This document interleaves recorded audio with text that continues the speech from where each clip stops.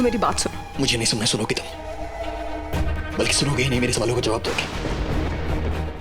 तो मुझे ये बताओ कि तुम यूवी का रूप बदलकर माहिर के कमरे में क्यों गई थी? रूही, मैं तुमसे कुछ पूछ रहा हूँ, जवाब दो मुझे। माहिर को बचाने। क्या? ऊंची आवाज में कहो, जब मेरे सामने उठने की हिम्मत कर सकते हो तो मुझे ऊंची आवाज में जवाब तो दे ही सकते हो ना। तो मुझे बताओ कि तुम यूवी का रूप बदलकर माहिर के कमरे में क्यों गई थी? क्योंकि मैं नहीं चाहती कि तुम माहिर को कोई भी नुकसान पहुंचाओ। मैं नहीं चाहती कि तुम माहिर की जान। मैं क्यों ना जान लूं उसकी? रूही, क्या उसने मेरी जान नहीं ली थी? क्या उसने मुझ पर गोली नहीं चलाई थी? क्या उसने मेरे दिल के करीब यहाँ तुम्हारी आंखों के सामने गोली नहीं मारी थी? ये बात कैसे भूल सकती हो तुम रूही? मुझे ऐसा नहीं लगता विक्रांत। क्या नहीं लगता है तुम्हें? तो ये सब कुछ अपनी आंखों के सामने देखने के बाद तुम सच से इनकार कर रही हो? किसकी नजर लग गई है मेरी रूही को? किसे कुछ नजर नहीं आ रहा? मेरी रूही कहाँ गई? वो रूही कहाँ गई जो अपने दुश्मनों से बदला लेने के लिए कुछ भी कर सकती थी? बदला लेना तो बहुत दूर की बात है। तुम अपने दिल में ऐसा सोच भी कैसे सकती हो? मैं और किसी के लिए दिल से नहीं सोचती विक्रांत, लेकिन सिर्फ माहिर। माहिर क्या? माहिर क्या रूही? क्या माहिर? जवाब दो मुझे। मुझे नहीं लगता माहिर दोषी है। तो आज तुम्हें वो इंसान दोषी नहीं लगता है, आज तुम्हें वो इंसान अच्छा लगने लगा है। विक्रांत मेरा हाथ छोड़ो, मुझे दर्द हो रहा है। दर्द तो मुझे भी हो रहा है, और दर्द सहो रूही। मुझे तुमसे ज्यादा दर्द हो रहा है तुम्हारी बातें सुनकर, और वो भी तब जब उस माहिर ने तुम्हारी आंखों के सामने मुझे गोली मारी, जबकि बंदूक तक उसके हाथ में थी। हाँ, लेकिन फिर भी मुझे लगता है कि उसने गोली नहीं चलाई। ये जरूरी है क्या कि जिसके हाथ में हथियार हो उसी ने हथियार चलाया हो? तुमने देखा उसे गोली चलाते हुए?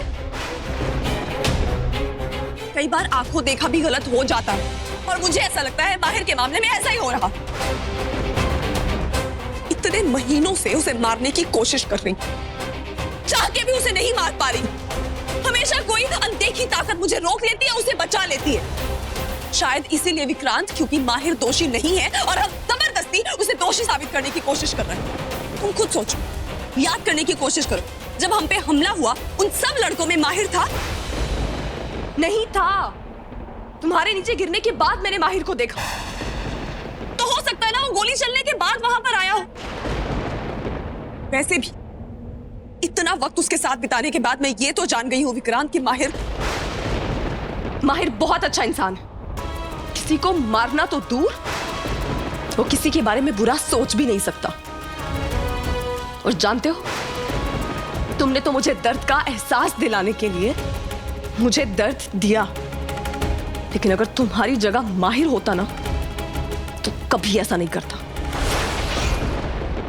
क्योंकि माहिर मुझे। मैं जानता हूं कि वो तुम्हारे बारे में क्या सोचता है, लेकिन मैं ये नहीं जानता था कि तुमने भी अपने दिल में मेरी जगह उसे जगह दे दी है। रूही, 100 दिन, खाली 100 दिन बताए तुमने उसके साथ, और 100 दिनों के सामने तुमने हमारे 100 साल के प्यार को भुला दिया। यहाँ तक कि मेरी यादों को भुला दिया, और एक मैं पागल हूं जिसे लगा कि जब वो तुम्हारे सामने जिंदा लौटेगा तुम उसे देखकर खुश होगी।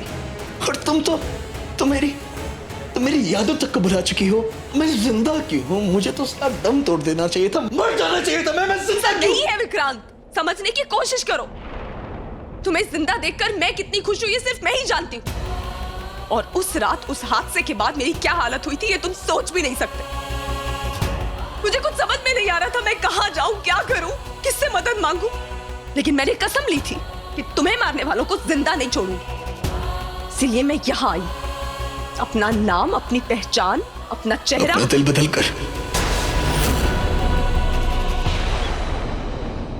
गलती तुम्हारी नहीं रूही, गलती वक्त के बदलने के साथ साथ चीजें बदल जाती हैं, इंसान बदल जाते हैं, उनके दिल बदल जाते हैं।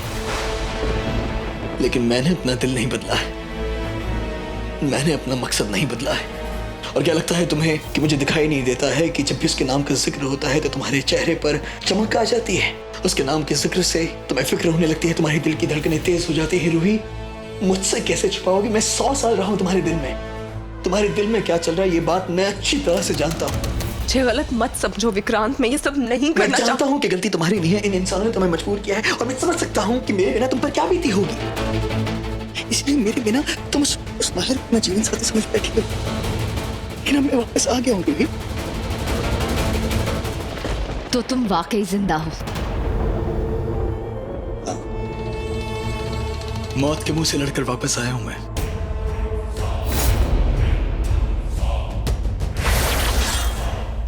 वो तो मुझे यूवी को देखते ही शक हो गया था कि वो आखिर जिंदा कैसे हो सकता है। मेरी आंखों के सामने मरा था वो कैसे लौटेगा? और इससे पहले तुम्हारे दोस्त को यकीन ना हो और इस सदमे में आकर खुद को गोली मारते तो मुझसे इसकी बंदूक छीन लो। इसकी फिक्र मत कर, मुझे चैन से तुम्हें देख तो लेने दो। विक्रांत, मैं कितनी खुश हूं तुम्हें जिंदा देखकर। मुझे तो यकीन नहीं हो रहा था कि तुम युवराज बन के आए हो। वो तो आजिताब ने मुझे वीडियो दिखाया जहां जंगल में तुम अपना रूप बदल रहे थे, तब जाके सब समझ आया कि भोलेनाथ ने मेरी सुन ली। अच्छा, बेला को सब पता है? बेला को सब कुछ पता है। किसे क्या पता है और चल क्या रहा है यहाँ? और ये आदमी कौन है ये? माफी चाहूंगा, अपनी तारीफ में मैं आपको कुछ नहीं कह पाया। विक्रांत नाम है मेरा। हालांकि तुम्हें यहां देखकर मुझे कोई खुशी नहीं है, लेकिन जब आ ही गए हो तो तुम्हारा स्वागत है। अच्छा विक्रांत, बेला ने कहा है कि अपनों की बातें अपनों के बीच, गैरों के सामने नहीं। अबे तुम्हें तो अभी हम नहीं ना चाहिए।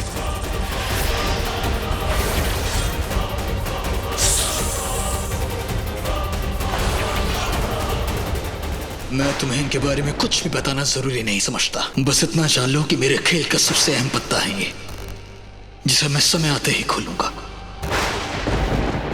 विशाखा, मेरी बेला की सबसे खास दोस्त। क्या अपने साथ अपने दोस्त को लाने का कोई मतलब है? हो बेटा, इंसाफ से बोलो के बीच में रहने वाले तुम जो कोई भी हो, हमारी दो बातें गांठ बांध लो। पहली बात तो ये विशाखा नहीं है, और दूसरी बात ये बेला जी की कोई दोस्त नहीं। चुप कर, इंसानों को हमारे बीच में बोलने की इजाजत नहीं है। विक्रांत ने यहाँ बस तसल्ली के लिए आए थे। मैं बस देखना चाहती थी कि सच क्या है। हाँ, ताकि हम तुम्हें सलाखों के पीछे डाल सके, तुम्हारे हाथों में कानून की हथकड़ियां पहना सके। तो तुम मुझे हथकड़ियां पहनाओगे? मैंने सुना है कि कानून के हाथ लंबे तो होते हैं, लेकिन क्या इतने लंबे हैं कि मुझ तक पहुंच पाए?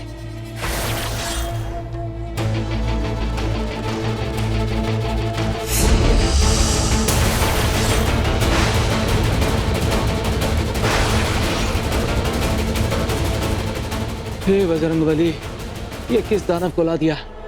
मतलब वो अन्नू सही बोल रही थी। जी हाँ, अन्नू बिल्कुल सही कह रही थी। तब कहो एसीपी, हथकड़ियां पहनाना तो बहुत दूर की बात, तुम तो मेरी पूंछ तक नहीं पहुंच पा रहे हो। रमोना जी, आप निकलिए यहाँ से, ये जगह सेफ नहीं है। मैं इसका सामना कर लूंगा, आप चलिए यहाँ से। आपको अब तक कुछ समझ नहीं आया? एसीपी, मुझे नहीं पता था कि आप इतने बेवकूफ हैं। रमोना, आप रमोना नहीं, विशाखा, हमारी विश। और ठीक हमारी तरह इसमें भी बहुत जहर भरा हुआ है। और टू इन वन, तुम अपना जहर वाला मुंह बंद करो, वरना अभी के अभी तुम्हारी खोपड़ी में गोलियां दाग देंगे, समझे? नहीं दाग सकोगे गोली, क्योंकि इसमें गोलियां हैं ही नहीं।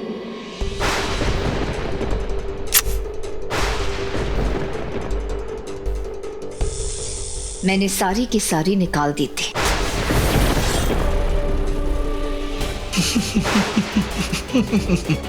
इसे कहते हैं बिना मौत मार देना। आखिरकार तुम इंसान कब समझो कि हम इच्छाधारी नाग और नागिन? ये भी इच्छाधारी नागिन है, और ये तुम्हें अपनी इच्छा से यहाँ लाई। बकवास, सब बकवास है। रमोना देखो, ये आदमी जानवर जो भी है, ये जो भी बोल रहा है, हमें इसकी बात पर यकीन नहीं है। हमें तुम्हारी बात पर यकीन है। हम जानते हैं तुम हमसे झूठ नहीं बोलोगी। देखो, तुम कुछ गलत नहीं कर सकती, तुम किसी गलत का साथ नहीं दे सकती, हम जानते हैं। तो किसने कहा ये गलत कर रही? ये तो बस मेरा साथ दे रही हैं। तुम्हारा साथ नहीं, ये हमारा साथ दे रही है। विश, मुझे लगता है कि तुम्हें अपने असली रूप में आना होगा ताकि तुम्हारी ये बात पर यकीन कर सके। मुझे भी वही लगता है, ये ऐसे नहीं मानेंगे।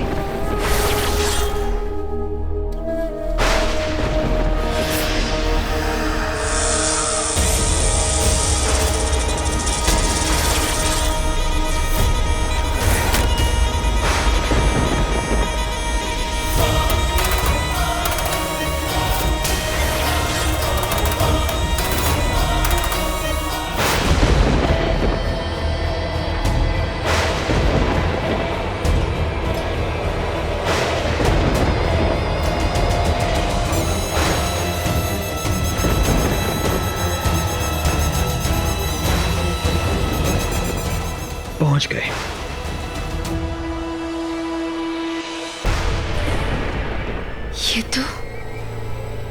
ये तो नागमणि है।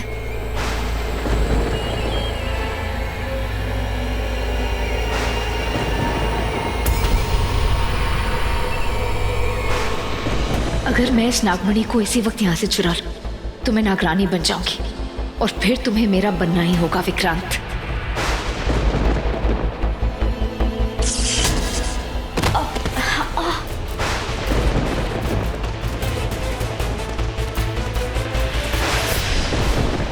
क्या लगा तुम्हें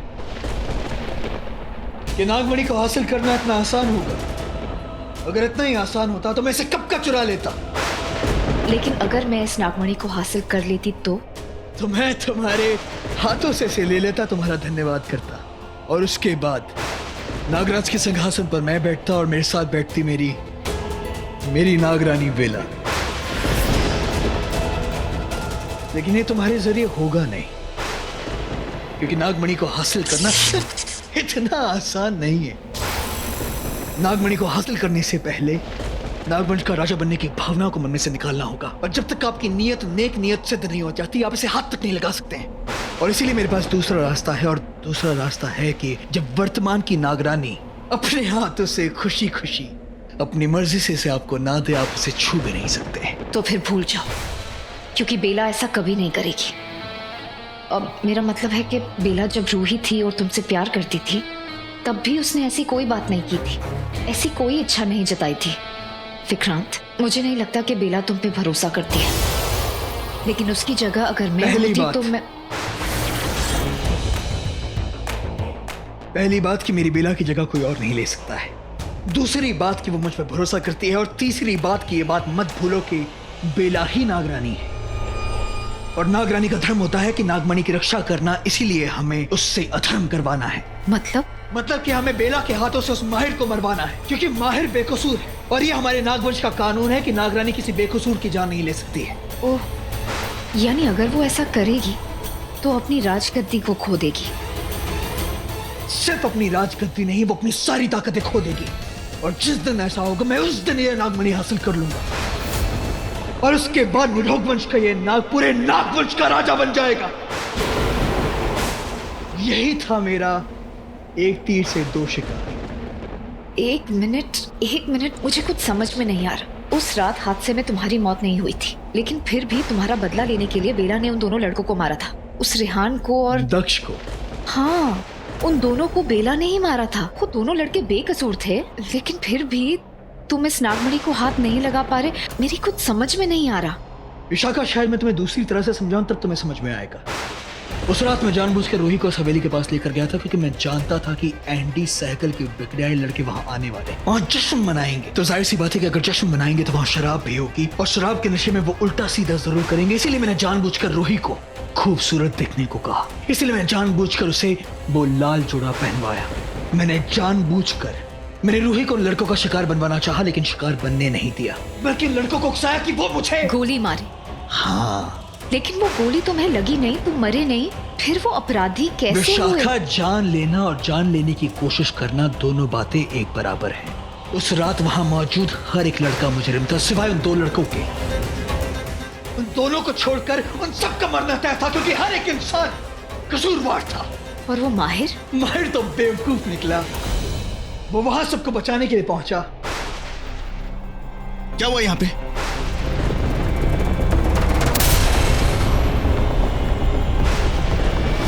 पर बेला का अंदाजा बिल्कुल ठीक है कि माहिर बेकसूर है, इसीलिए तो वो उसे मार नहीं पा रही। वो तो बस वहां सबको बचाने के लिए पहुंच गया। यानी वो गलत नहीं था। नहीं, वो बिल्कुल गलत नहीं था, लेकिन उसने एक गलती कर दी कि इसने वहां पहुंचकर बंदूक अपने हाथों में ले ली, और मरे हुए नाग की आंखों में इसकी तस्वीर छप गई और उसकी गर्दन फंस गई।